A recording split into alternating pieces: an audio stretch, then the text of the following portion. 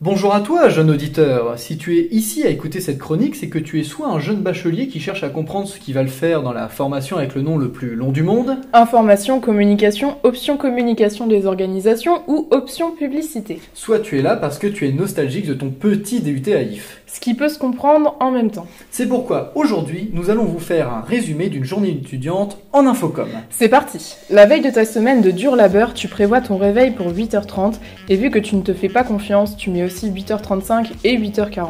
Une dernière fois, avant de fermer les yeux, tu vérifies ta boîte mail universitaire et là, tu découvres avec stupéfaction que ton emploi du temps a changé et qu'au final, t'as envie de culture G à 8h.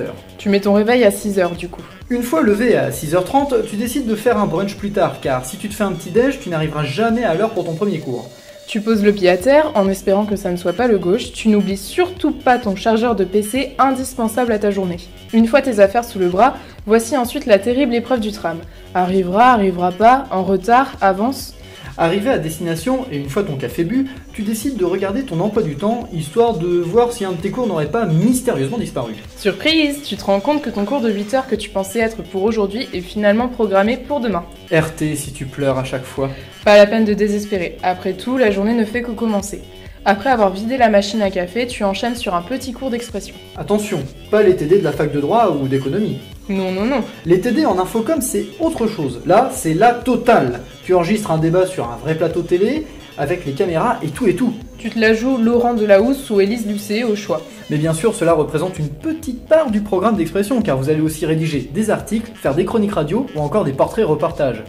Après toutes ces émotions, direction le restaurant universitaire, l'endroit où tu te goinfres de pizza et tu te dis « Oh non, c'est pas sérieux. Demain, promis, j'arrête et j'irai à l'Orange Bleu, histoire de perdre mes kilos en trop.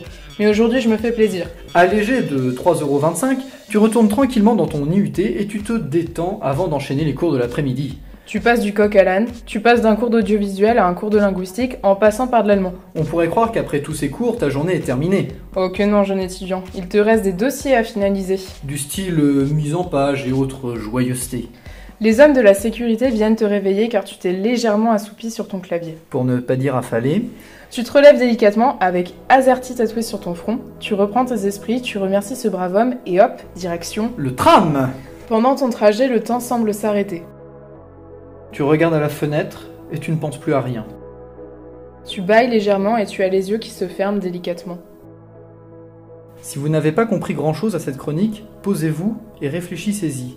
Car avant tout, ce qu'on va vous demander en infocom, c'est d'avoir de l'imagination, de la passion et surtout beaucoup de créativité.